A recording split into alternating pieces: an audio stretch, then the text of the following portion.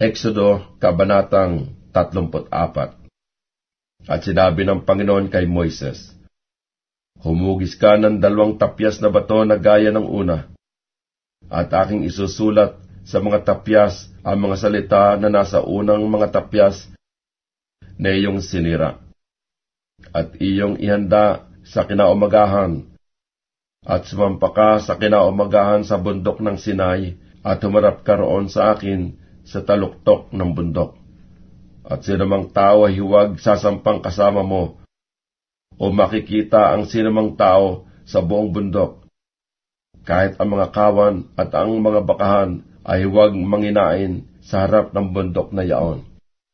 At siya ay humugis ng 2 tapyas na bato na gaya ng una, at bumangon si Moises na maaga sa kinaumagahan, at sumampa sa bundok ng Sinai, gaya ng iniutos ng Panginoon sa kanya, at kinuha sa kanyang kamay ang 2 tapyas na bato.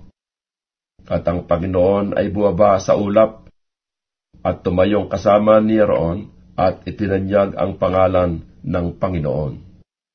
At ang Panginoon ay nagdaan sa harap niya na itinanyag, ang Panginoong Diyos na puspos ng kahabagan at mapagkaloob, banayad sa pagkagalit, at sagana sa kaawaan at katotohanan, na gumagamit ng kaawaan sa libo-libo, na nagpapatawad ng kasamaan at ng pagsalansang, at ng kasalanan, at sa anumang paraan na hindi aariing walang sala ang salarin, na dinadalaw ang kasamaan ng mga ama sa mga anak, at sa mga anak ng mga anak, hanggang sa 3 at 4 na salin.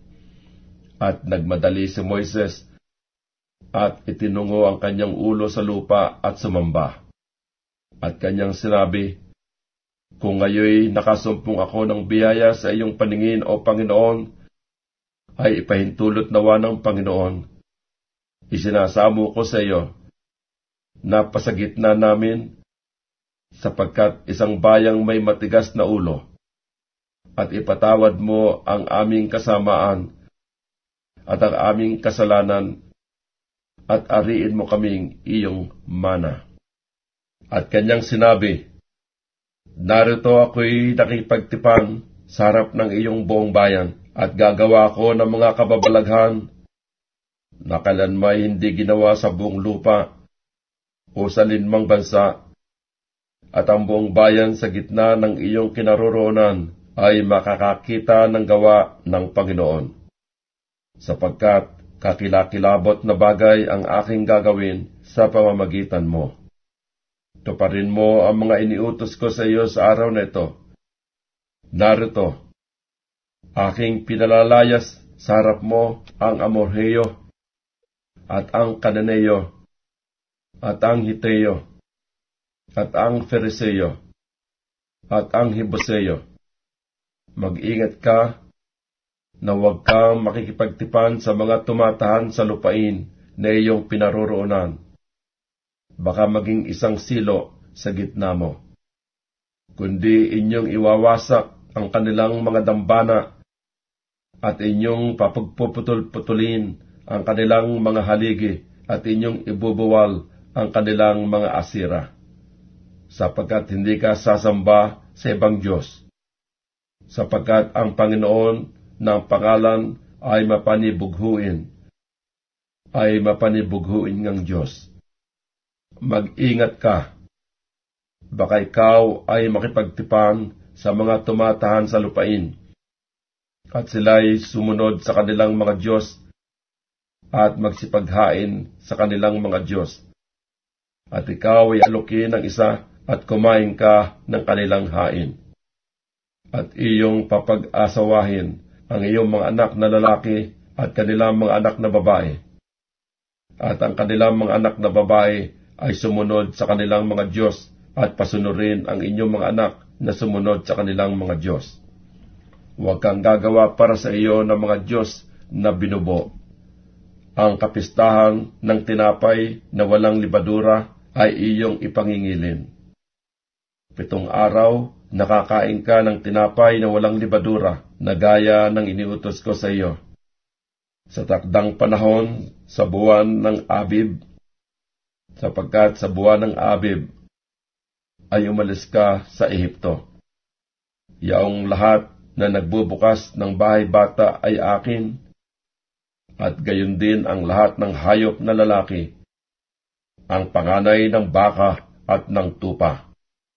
At ang panganay ng isang asno ay iyong tutubusin ng isang kordero. At kung hindi mo tutubusin, ay iyong ang babaliin ang kanyang lieg. Lahat ng panganay sa iyong mga anak ay iyong tutubusin. At walang lalapit sa harap ko na walang dala. 6 na araw nagagawa ka, ngunit sa 7 araw ay magpapahinga ka. Sa panahon ng pagbubukid at sa pag-aani ay magpapahinga ka. At iyong ipangingilin ang kapistahan ng mga sanglinggo, ang sa mga unang bunga ng pag-aani ng trigo, at ang kapistahan ng pag-aani sa katapusan ng taon. Makaitlo nga sa 1 taon, nahaharap ang lahat ng iyong mga lalaki sa Panginoong Diyos na Diyos ng Israel. Sapagkat aking palalayasin ang mga bansa sa harap mo, at aking palalaparin ang iyong mga hangganan, at hindi pagnanasaan ng sinuman ang iyong lupain.